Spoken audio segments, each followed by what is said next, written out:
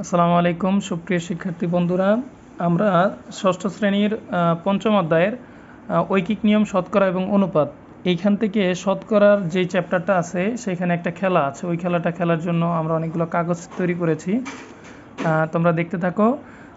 আমি আর আমার ছাত্র মহিউদ্দিন আমরা খেলাটা খেলবো। হ্যাঁ, ঠিক আছে, শুরু করি তাহলে। ঠিক আছে, খেলার নিয়মটা তোমাদেরকে বলে দেই। এইখানে হচ্ছে 10টি কাগজ আছে, প্রতিটি কাগজে 1 থেকে 10 পর্যন্ত লেখা আছে। প্রত্যেকটা কাগজে ভিন্ন ভিন্ন নাম্বার আছে, কোনোটাতে 4, কোনোটাতে 3, কোনোটাতে 2, এরকম করে এখানে 10টি কাগজ আছে। 10টি কাগজের বেলা একবার মারা হবে। ও একটা কাগজ তুলবে, একই সাথে আমি একটা কাগজ তুলব। ওর কাছে হচ্ছে নীল নীল কালারের হচ্ছে রং পেন্সিল আছে, আমার কাছে হচ্ছে তোমার লাল কালারের রং পেন্সিল আছে। আমি এখান থেকে যত নাম্বার পাবো আমি ঠিক ততগুলো ঘর লাল কালি দিয়ে ভরাট করব। আর ও যতগুলো নাম্বার পাবে, যেই নাম্বারটা পাবে ও ততগুলো ঘর এখানে সবুজ কালি দিয়ে ভরাট করবে। দেন আমরা গুনবো যে কার ঘর সংখ্যা কতগুলো হয়েছে রং করা। ঠিক আছে, তাহলে চলো আমরা আজকে দান শুরু করি। তাহলে এটা হচ্ছে আমাদের প্রথম চাল। নাও, তোমার একটা উঠাও, আমার একটা উঠাই। তো এই যে আমি এখানে কত পেয়েছি? 3। তুমি কত পেয়েছো? 10। তো শুরুতেই ও 10টা পেয়ে গেল আর আমি পেলাম মাত্র 3টা। তো ঠিক আছে, ধরো আমরা এইভাবে কি করব, এরপরে রং পেন্সিল দিয়ে ঘর ভরাট করব। ধরো আমার এই 3টা রং, আমি এই 3টাকে কি করলাম? ভরাট করলাম। এখন ওর 10টা, ও 10টা ঘর ভরাট করবে। করো, র্যান্ডমলিও করতে পারো, সিরিয়ালিও করতে পারো, কোনো সমস্যা।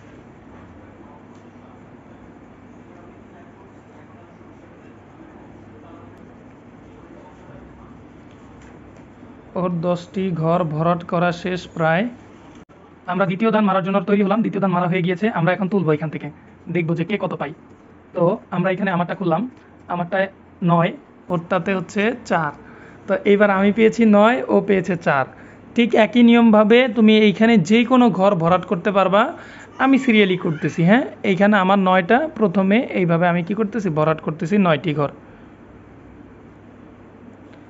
এই যে আমার 9টি ঘর ভরাট করা সম্পূর্ণ হয়ে গেল। এখন ওর পালা। তোমার কয়টি ঘর ছিল? 4টি ঘর। তুমি 4টি ঘর পূরণ করো। 3টি ঘর ভরাট হয়ে গেছে, 4টি ঘর ভরাট হয়ে গেছে। এখন আমরা পরবর্তী দান, আমাদের তৃতীয় দান মারা হয়ে গেছে। এখন আমরা কাগজ তুলবো। নাও, এই দানে আমার আসছে হচ্ছে 7, ওর আসছে 1।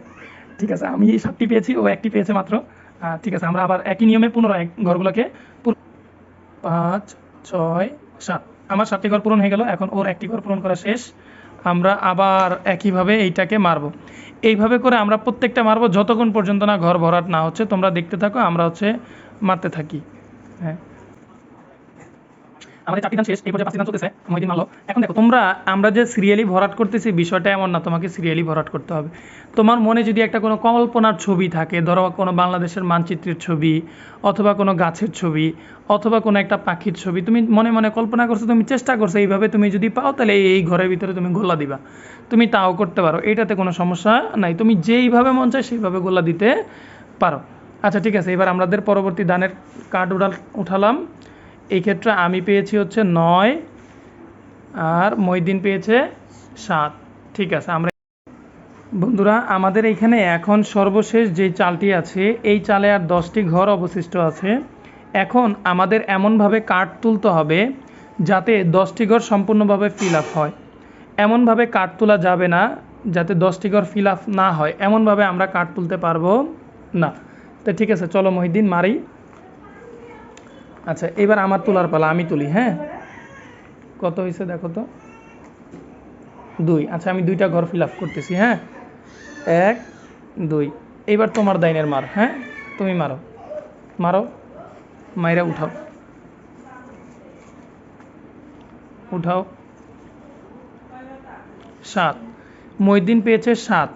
এখন আমাদের যেহেতু অনেকগুলো 8টা ঘর আছে, তাহলে মহিউদ্দিনের 7টা ঘর আমি কি করতে পারবো? পূরণ করতে পারবো। তাহলে মহিউদ্দিনের 7টা ঘর আমি পূরণ করে দিলাম। এখন অবশিষ্ট ঘর আছে কয়টা? একটা। এখন আমরা যতক্ষণ পর্যন্ত না এইখান থেকে 1 নম্বরটা পাচ্ছি, ততক্ষণ পর্যন্ত আমাকেও মেরে যেতে হবে, মহিউদ্দিনকেও কী করতে হবে? বারবার মারতে হবে। যখনই আমাদের দুজনের ভিতর থেকে একজনে 1 পেয়ে যাবে, তখনই এই খেলাটার কি হয়ে যাবে?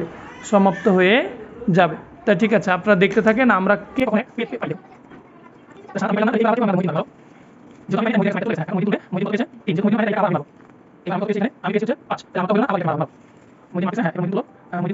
মহিদিন এই যে মহিদিন 1 পেয়ে গেছে, তাহলে কি আমাদের খেলাটা এখানেই সমাপ্ত হয়ে গেল।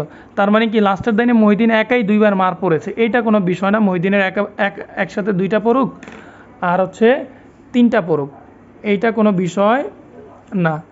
কিন্তু যখনই সে 1 পেয়েছে তখনই তার খেলার কী হয়েছে, সমাপ্ত হয়েছে। যদি আমি 1 পাইতাম তাহলে আমি এটা ঘরটা পূরণ করতাম, যেহেতু মহিদিন পেয়েছে তাই মহিদিন ঘরটা কী করেছে, পূরণ করেছে। একইভাবে আমরা সম্পূর্ণ খেলাটাকে সমাপ্ত করেছি, আপনারাও একইভাবে খেলাটাকে সম্পন্ন করতে পারেন। আমার ঘরগুলো আমি লাল রং করেছি, মহিদিনের ঘরগুলো মহিদিন সবুজ রং করেছে।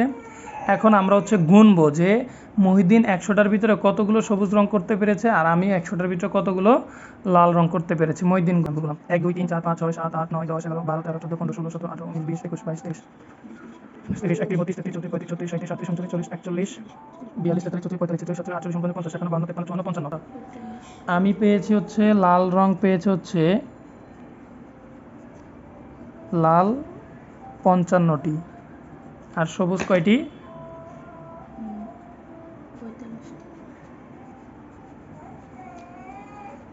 সবুজ ঘর পেয়েছে হচ্ছে 45টি। তো এই যে আমি পেলাম 55টি, ও পেল 45টি। এখন এইখানেই আমাদের শতকরার মেইন জিনিসটা লুকিয়ে আছে। আমরা যদি তোমাদেরকে বলি যে আসলে শতকরা বিষয়টা কি, শতকরা বিষয়টা এই খেলার মাধ্যমে আমরা শিখে ফেললাম। এখানে আমরা দেখো তো কয়টা ঘর করেছি টোটাল, তোমরা কি বলতে পারবা? দেখো এই যে আমার 55টি, ওর 45টি, আমরা তাহলে টোটাল ঘর করেছি হচ্ছে, আমরা টোটাল ঘর করেছি কয়টি, আমরা টোটাল ঘর করেছি হচ্ছে তোমার 100টি।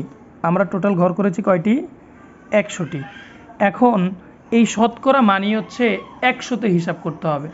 শতকরা যদি তুমি বাংলা শব্দটাকে ভাঙো তাহলে আসবে কি, শতকরা। শতকরা মানে কি, 100। আমরা বলি না 100, তার মানে সবসময় শতকরা হিসাব করতে হবে কততে, 100তে হিসাব করতে হবে।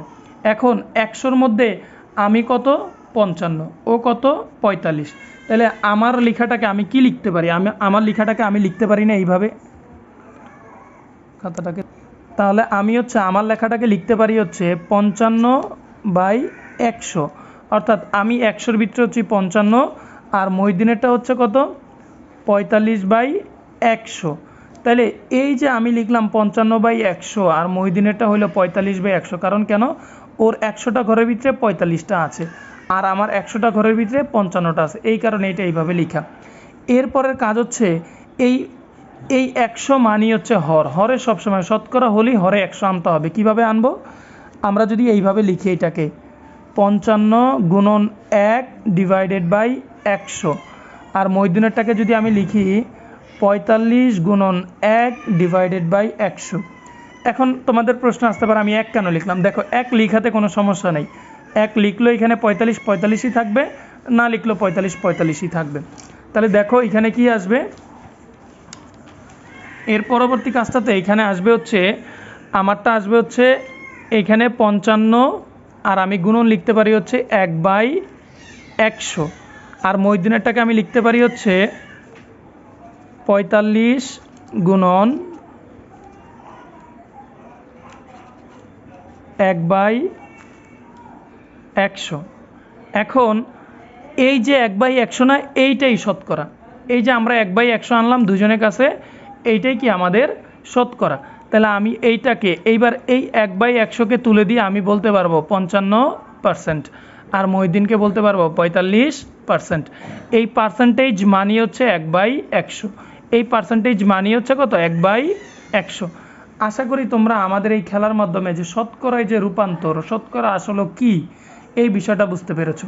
শতকরা মানে হচ্ছে আমি 100টার মধ্যে 55টা পেয়েছি আর ও 100টার ভিতরে 45 পেয়েছে, এইটাই বোঝাচ্ছে এই শতকরা দিয়ে, যে আমি শতকরা 55%, ও শতকরা 45%। ঠিক আছে, সকলে ভালো থাকো, সুস্থ থাকো। এরকম নিত্য নতুন ভিডিও পেতে আমাদের চ্যানেলটিকে সাবস্ক্রাইব করো। আসসালামু আলাইকুম ওয়া রাহমাতুল্লাহি ওয়া বারাকাতুহু।